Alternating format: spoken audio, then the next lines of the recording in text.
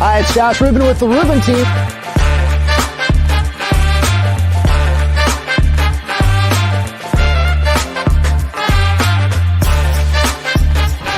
Let's go take a look.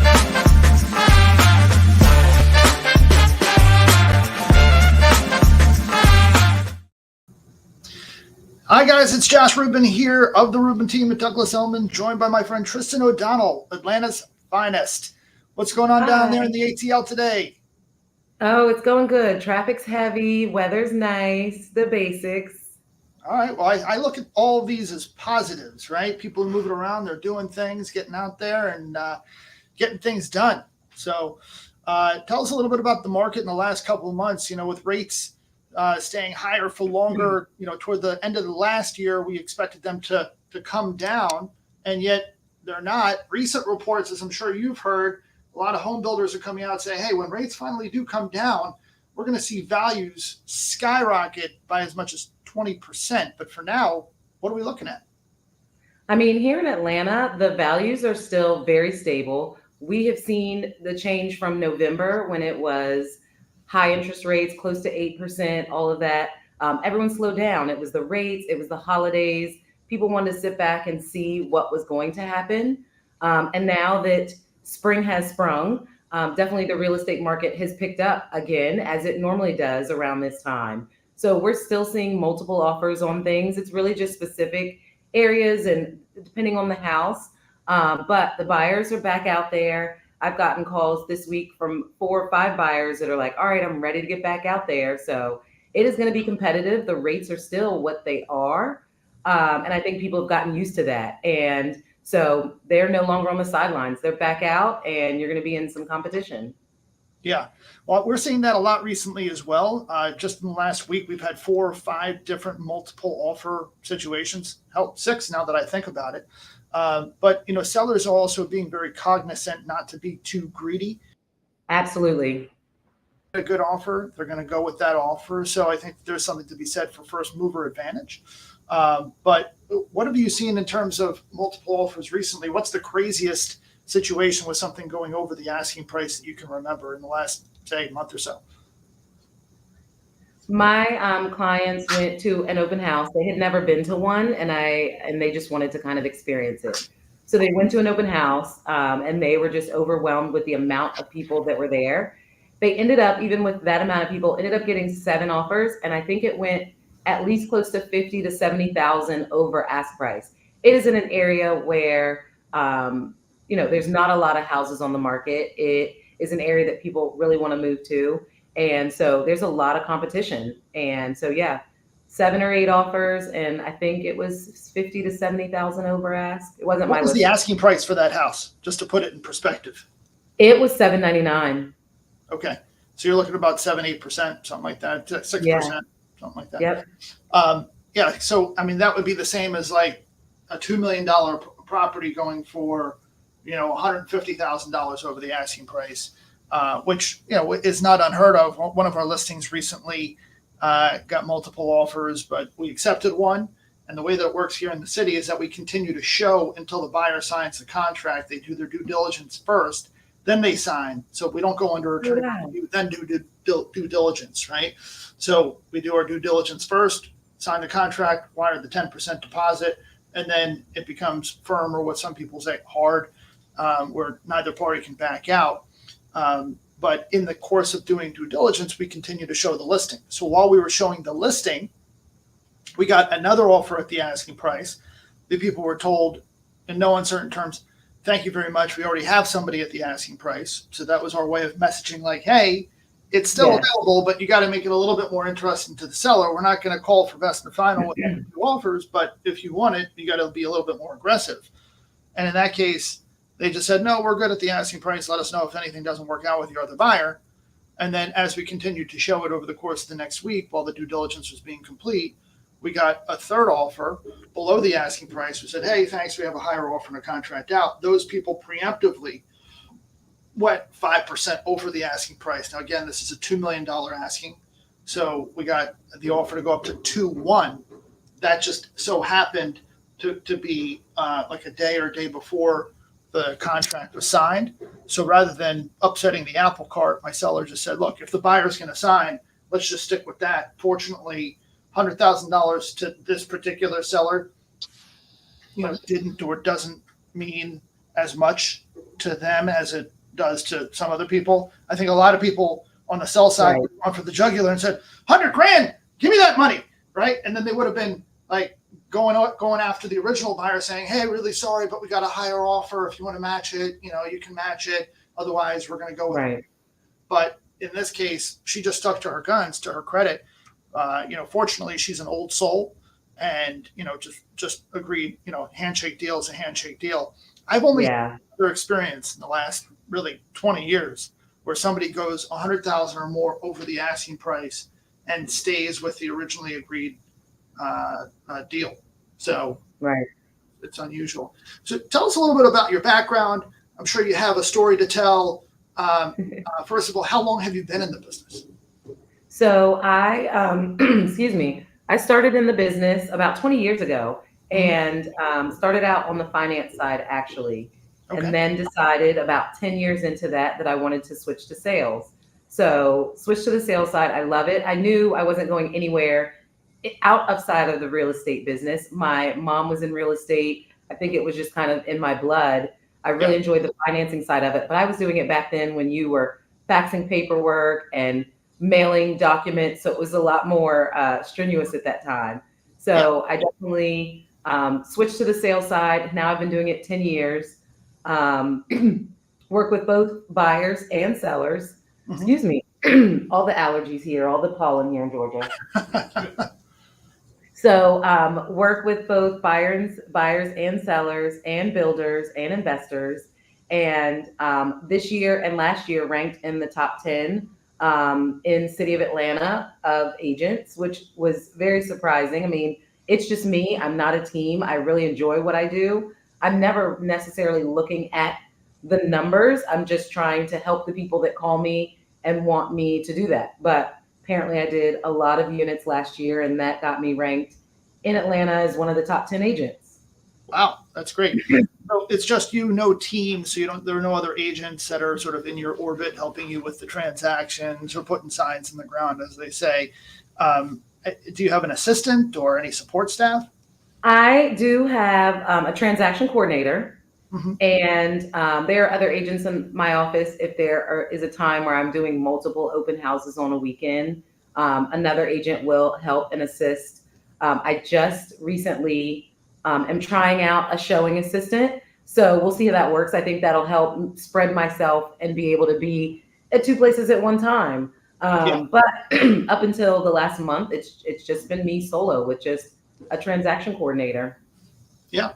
Well, we can't forget the support staff, and it's difficult to be sort of all things to all people. And I know the market and process is a little bit different down there than here, where you don't have the co-op board applications that we do, and the things that sort of bog us down, I should say, on the administrative side as much. But there's still a lot of back end stuff to do, and so the more that you can free yourself up and focus on what we call the revenue generating activities, having the conversations and meeting people and showing properties, et cetera, the more revenue you're going to drive.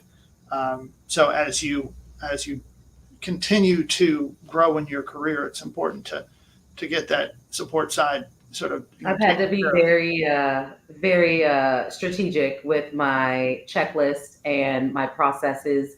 And it made things so much easier.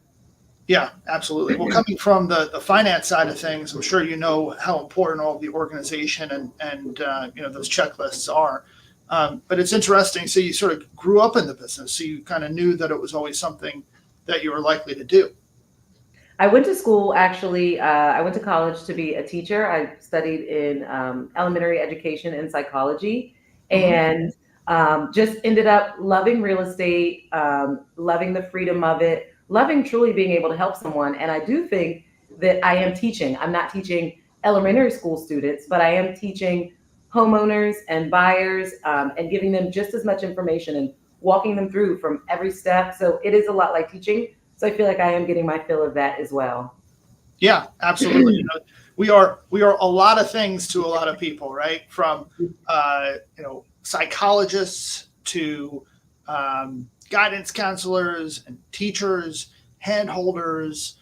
It's Everything. there's a lot that goes into what we do. And Uh, we have to remember this is somebody's life. It's one of the biggest investments that they are going to have, and we do have to handle that with care and with compassion, and with knowledge and experience, because it's probably one of the only places where people can make 200,000, 100,000 worth of equity in just a number of years, or an increase in their just financial opportunities. So yeah, yeah. So take us back 10 years ago. You were on the financing side. Were you in the underwriting, or were you a loan officer? I was a loan officer, and what made me switch, it was kind of two things. I really enjoyed the math part of it, and the finance, and also the people as well. Like I do enjoy my clients on the financing side and on the sales side. And I went away on vacation once and realized I was working 100% of the time on this vacation, and I thought, like, and that's, again, things have changed in the lending side, but I was faxing paperwork, I was sending respidocs, I was ordering verification of mortgage and rents. I mean, you just couldn't stop, because again, somebody buying there can lose some money by if they don't meet these deadlines. So just decided I really enjoyed real estate, but I wanted a different side where I could also have a little bit more control. It wasn't just me sending off files to processors or underwriters, and then they weren't being touched for a week or 2 weeks. That's just how it was back then. And I decided I wanted to be able to give my clients what I said I could and not have to rely on other people. And so that's kind of what made me switch. It also just happened that one of my friends, she was a sales agent in a condo building, and I would go meet her for lunch. And she's like, why don't you just sit and you can get people approved for the condos while I'm showing it to them. So Yeah, we had a great time. We would go to lunch. She would show them, I would get them approved. And then she said, why don't you get your license? Because sometimes I can't be here and I need somebody to be able to show. So those two things kind of pushed me towards getting my real estate license. And it's honestly, I've loved it. It's been the best thing ever. so it was a good move. You basically, kind of heads up base running, in that you were on the condo project and you kind of saw the opportunity. You kind of took the baton and ran with it. Yeah. Yeah, so that was pretty smart. You saw that it was a good fit. And what were some early struggles that you had in those first couple of years? I think the early struggles was understanding that every single deal is going to be different. You get used to one thing and how a deal runs, and the process of that, and how people are in that transaction. And you think that it's just going to be a nice, easy flow throughout all the deals. So I think getting used to and understanding there's always going to be something different. I mean, I've been doing this now for 10 years, and every transaction is different. Yeah, I'm still learning new things. There's still, roadblocks that you have to be able to jump over. So I think and then timing, like time management, and being able to handle a lot of people, a lot of things happening at once, and inspections and appraisals and kind of all those things. So time management and just understanding the business and all of the challenges that come with it. yeah. But there are so many challenges, and I think you hit the nail right on the head, in that there are, like, quite a few idiosyncrasies to each transaction that make it as unique as the people that are involved in each deal, right? Yeah. And just when you think that you've run into, sort of everything that you could possibly see, oh, there's another surprise. Never seen that before, right? Oh yeah. So what are some notable transactions that you've done that sort of stand out? It doesn't necessarily have to be a big one. It could be a $40,000, who knows what. But Yeah. what are some interesting ones that you've worked on? One of my favorite stories is a client. I met her through another client, and she was looking at townhouses. And we went in this complex, and she said she was only looking for a 2-bedroom. I think it was for sale for 165 was the 2-bedroom. And I said, I think we should look at this 3-bedroom. And she kept saying, I do not want a 3-bedroom. Like, it's just too big for me. But it was literally $10,000 more than the 2-bedroom. And I said, I really think we need to think about this. Like, I know you don't need 3 bedrooms, but if you can buy a 3-bedroom for the same price, like that value is going to increase more on the, exponentially more on the Right. 3-bedroom. That was probably 5 or 6 years ago. And every month I send her like an analysis of what her value is. It's just like comps and what's sold in the neighborhood. Right. And every month she sends me back a reply and says, thank you so much for talking me into this, and really not just letting me tell you what I need, but thinking about it as an investment and a future and, a financial goal that she was trying to reach. And so now this place is worth $475. I mean, the 3 bedrooms. And so every month when she gets that, she's like, thank you again. Thank you again. And that to me is what real estate is about. It's about being, having the experience and being the professional and really understanding what your clients want, but also not just being in it for one transaction, but being able to say, like, I want you in 5, 6, 7 years to come back and be so excited that you still bought this house and you're making all this money. And so I really take into account not just like, hey, I just want to buy this house, but I'm like, where do you see yourself in 5 years? What do you want to do with this house in 10 years? Let's go through all of it. Like, I need to know everything. Just like I said, I'm a doctor. I need to know every symptom, because if you just tell me one thing, I'm not going to be able to say what's wrong with you, as a doctor. I need to know everything about my clients as an agent, their lives, and if they want to have kids and get married. And I really get to know them so that I can help them make the best decision. And this is a notable one for me because it really kind of pinpoints how we should be as professionals and help guiding people in the best way. Yeah, it can be super rewarding. You're right, because when things work out, people follow your advice and good things happen, then you realize, hey, this is actually something that I'm good at, and people value me and recognize my skills, and they trust my judgment and perspective, right?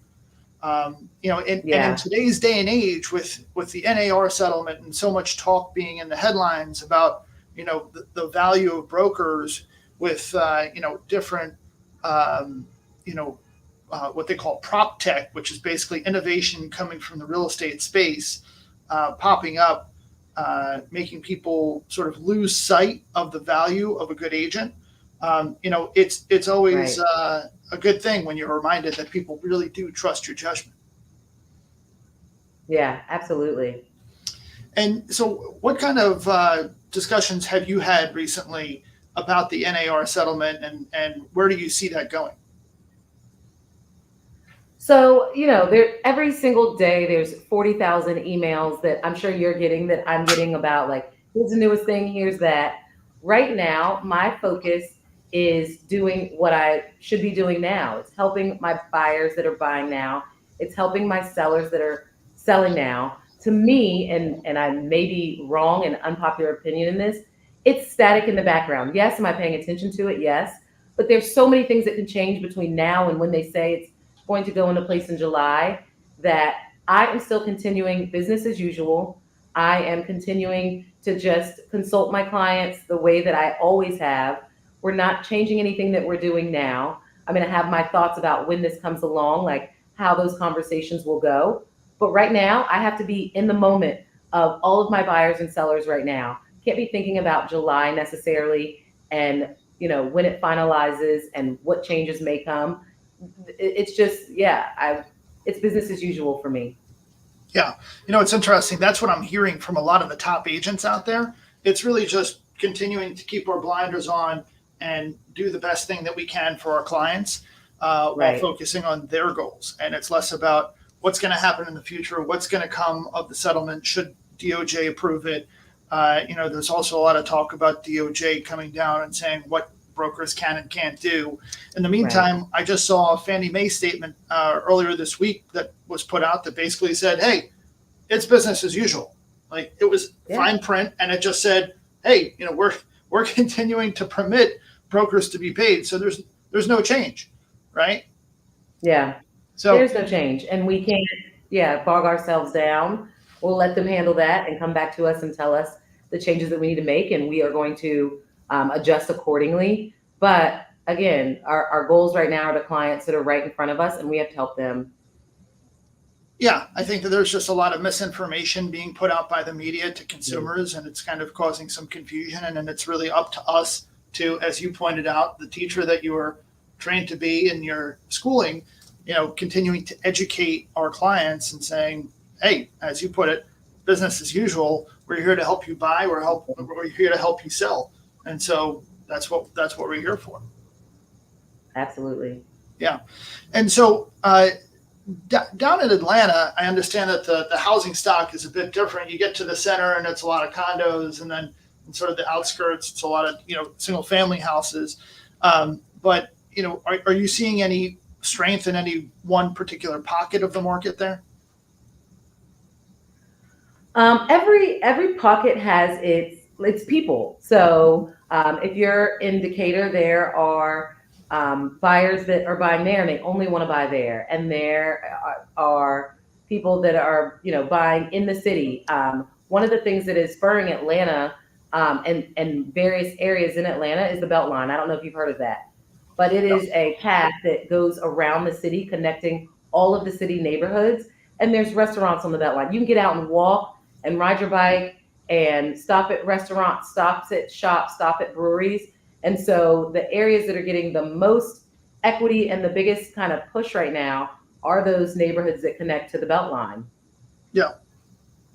Yeah. Well, it's interesting because there's a lot of sort of merging of neighborhoods as popularity expands within them, I'm sure. And so, you're seeing various resources pop up that are sort of continuing to help them connect to one another. And so, are you seeing anything that's like more popular than it has been? Like, is there sort of a reemergence or things that are starting to pop that historically haven't? You mean in terms of like the style houses and things like that? I mean, in terms of like specific neighborhoods or areas. Yeah. I would say, honestly, anything on the Beltline. So you have Southwest Atlanta has always been kind of this food desert and kind of this forgotten area. And even Mhm. places that are close to downtown, like Vine City and West Midtown, all of those places are definitely getting a resurgence. There's absolutely have been more land in those places. I mean, we're in the city, so land is very few and far between. But those areas, number one, are getting the Beltline, have the land where developers can come in and build condos and townhouses and infill neighborhoods. So really kind of that southwest side, West Midtown, areas of downtown are even getting a resurgence. We don't have what I would consider like your typical downtown area. People go there for work. And I know a lot of cities typically have a downtown where people go to explore, and there are things that are happening there, and they go to restaurants and things like that. So our downtown area has been, there's schools down there. There's the Falcons Stadium, Mercedes-Benz Stadium is there, but it's really been kind of scarce. And now there is Centennial Park is getting a renovation that's being done. They call it South Downtown Atlanta is getting a renovation that is being done. Can't think of the other name of it, but all the areas of downtown are also getting a resurgence right now, which is really great for the city. Yeah. And so if you were to give someone advice who's getting into the business today, what would you tell them? I would tell them that it's important to understand the people part of the business, right? There's two sides. There's the business side of it and the experience and the processes and the knowledge. But I think that all agents and new agents really need to go back to the people side of the business, like realize you were in a customer service business, you were providing service to people, and you have to treat people that way. Simply answer your phone. I've answered my phone and the builder's like, you're the first person that's answered the phone. Like, go back to the simple things, go back to being a person, go back to really understanding, as I mentioned earlier, your clients and their needs, not just, hey, I want to buy a house, and you're excited and you just find them that house. Like, really try to understand their overall goals, their life goals, like who they really are. It's going to make you a better agent. It's going to make you help them find what they need a lot better. So. Yeah, that's a good point. I was just thinking yesterday, I'm sort of an old soul too, and I prefer to talk to people on the phone rather than just communicate through text and email. So I kind of lead with the phone, both in terms of outgoing reach out and incoming. I answer the phone every time it rings. I'm answering that phone because in my theory, like, I don't know if that's going to be my next $1 million deal, right? Yes, it could be a spam call if it's not my caller ID, but guess what? If you're a new client, you're not going to be in my contacts. So I don't know who you are. Right. And so I'm going to pick up the call if it rings and I'm available, I'm picking up the phone. And people are often surprised when I do pick it up. Now, conversely, when I reach out to people and I'm calling colleagues, listing agents, buyer's agents, etc., and they don't pick up the phone, I always think to myself, like I get it, we're all busy, we're all doing things, but like, pick up the phone because it's me and I'm trying to either sell your listing or talk to you about your buyer who's interested in my listing or the offer that you made. And what's interesting is earlier we talked about all these multiple offers. Well, you know, the majority of those agents who made offers on our listings, guess what they did not do before they made the offer? They didn't call me, because if they called me, then they would know that, hey, I already have a contract out, or hey, I already have 2-3 offers. So like just this morning, I called a listing agent on a house that a client of mine is probably going to be very interested in, right? It's 25 feet wide. It's located in the perfect place where she wants to be. It has parking. So it's like, it checks all these boxes. And I'm thinking to myself, like, hey, this is on the market for 6 weeks. They had a price reduction of $500,000. It's now asking $5.5 million. Like, this doesn't add up and it shouldn't be available anymore. So let me call this guy and get a little bit more color on the listing. And so, when I called him, he's been around for a long time. We both know each other. I said, hey, what's going on with this listing? I want to make sure that it's still in play because I don't want to be like scheduling an appointment to go show it. And then he tells me, as my buyer is like on that side of the house, like, hey, by the way, we have an accepted offer and a contract out. Like, just tell me that in advance before I even send her the listing so I know the background. So, just having these simple conversations and going, back to, basics, as you put it, can really go a long way. And we shouldn't lose sight of the value of one-on-one conversations, right? And we have to remember that, like, we do this every day. Our clients don't do this every day. To slow it down a little bit with them. Don't just be excited about the fact that they're like, I want to sell my house, and you're just speed tracking through that. You gotta take a step back, slow it down, understand that they don't do this every day. So the things that and you're using acronyms and kind of going through it because it's just what we do and we know. Your clients don't know that, and they want to understand what they're doing. They're trusting you, but there's no problem with teaching them and letting them learn as well. And in terms of like the communication, I had a multiple offers on a house.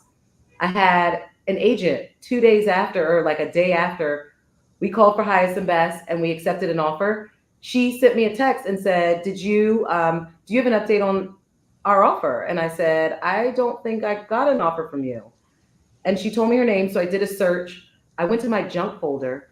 Her offer had gone to my junk folder. She never bothered to text and say, hey, I'm sending an offer. Hey, I just sent you the offer. Can you confirm receipt? She unfortunately lost that for her client because of the lack of communication. Maybe she was speeding through things, had a lot of things going on, but that can't be the reason why our clients don't even get a chance on a deal.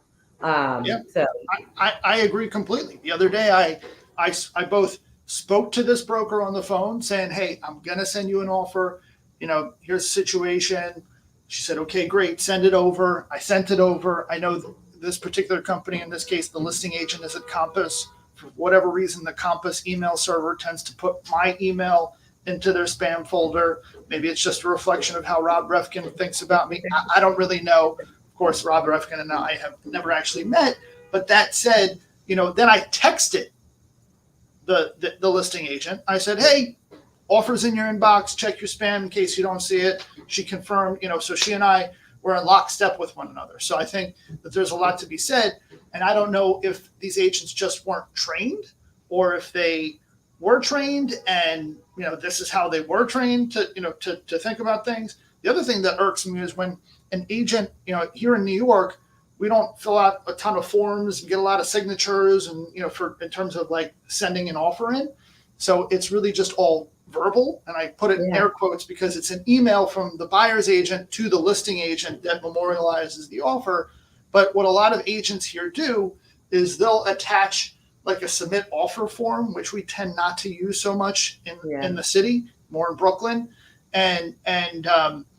But they won't actually tell me the offer in the email. Like they'll say, oh yeah, see attached, and proud to present this offer and da da da da da. But how are you to know if I'm not driving somewhere in the country or on a trip, somewhere where I don't have service and I'm lucky to just get the email up, and you want me to sit there and open 7 different attachments to even find out the number and terms? So put that in the body of the offer. Right? Because then it's easy and we know what it is, and I can refer back to the attachments if I need to. It's just one of these nuanced things that I think we pick up on a little bit with experience and being on the receiving end of that, and saying, hey, if roles were reversed and I were in your position, what would I want to see? What would I want to hear? Exactly. So that said, I know you mentioned that you grew up in the business, you went to school for teaching, but when you were little, like little meaning like, let's say middle school, high school, like what was your dream job? My dream job was to be a neonatologist. Wow. And I really enjoyed babies and children. And I thought like, this is where I'm going to get the most of those things that I like. And then a couple things happened. This was in middle school. I did basically it was like a internship at a hospital, and it tore me apart. So I was like, okay, that was one thing, but I was like, I think I can get past that. Then I realized the amount of school and the fact that it was like 15 more years after graduating high school of specialty in school. And as much as I enjoyed that, I really just wanted to be able to get out and help people now immediately. And so those two things, and then obviously student loans. And I started just to think about my overall future and what I wanted out of life, and decided I'll just have my own kids, which I was going to do, and I'll enjoy them, and my family will have children, and we'll do that. But then decided real estate was probably the best choice for me next. Yeah. And so for those of us out there like me that could probably figure out what a neonatologist is, what exactly is that? It's a baby doctor. So it's even more than a pediatrician. Because they take care of infants. So infants from, born, I think maybe the age goes to like 2. So it was preemies. It was basically, an infant doctor. Got it. So it's sort of like a pediatrician with an infant focus. Yes. Because, we've also heard about the NICU. Right. Yeah. Which is I guess it's the neonatal ICU. Yes. And then the neonatologist, it's an interesting expression. So, and so it was just because of the length of time that you'd have to stay in school and study to become really focused on that sort of niche within medicine. I just knew that yes, it was the amount of time. It was the student loans, and obviously doctors make great money, but it was just, it was really that for me. And I knew I just didn't want to be in school that long. Obviously, all doctors do it, dentists do it. There's lots of people that do it. I just knew that wasn't going to fit me the best. And I also found out pretty quickly I was pretty bad at chemistry, and that's a major part of it. So yeah. And you think you're bad at chemistry just because of the memorization or lack of interest? I don't think it's the memorization, because obviously as an agent, like we're memorizing everything, all things. I think it was just one of those things, and I'm great at all maths. It's just, I think it was the formulas and the tables with biology, and I think I was just bad at formulas. And So the science aspect of it. Yeah. That's interesting because I'm pretty good when I get things, but sometimes it takes me. I'm a little slow on the uptake with certain things, and school and I are kind of like oil and water. I prefer to be out in the workforce and kind of learning as I go, and speaking to people and sort of learning from just absorbing what's being said in the room, so to speak. It was also heartbreaking when I did the internship to I went there, I was there with children that were in the NICU, and then I would go back in a week and a half and they just weren't there. They had passed away. And I just thought oh my gosh, that is so hard. Obviously families go through it. My heart goes out for them. And I just thought this would just break my heart every single day, having to do that. So that was one of the other reasons as well. Yeah. I mean, that aspect of medicine as a whole is not lost on me. In fact, when I lost my mom and I was going through that in the hospital, and the doctors were sort of updating me and telling me about, her condition, I said, my heart goes out to you having to do this every single day and dealing with, next of kin and loved ones and family and, having to go through this with them, but it's interesting because people in medicine and law enforcement, they are trained to be able to deal with and sort of compartmentalize the sort of just the day-to-day of their job from the emotion. It's kind of like what we do as real estate professionals when, people win and lose and you kind of just even it out. And it's it is what it is. Let's move on. Yeah. Let's just move forward. This has been great, Tristain. Thanks for joining us on the Rubin special. It's been a lot of fun getting to know you, and I'm sure that you will continue to absolutely kill it in the ATL. So thanks for joining us today on the Rubin special, and look forward to seeing you soon. Thank you so much for inviting me. I've really enjoyed this conversation, so I appreciate the invite and having me on. Thank you so much. Our pleasure. Hi, it's Josh Rubin with the Rubin team.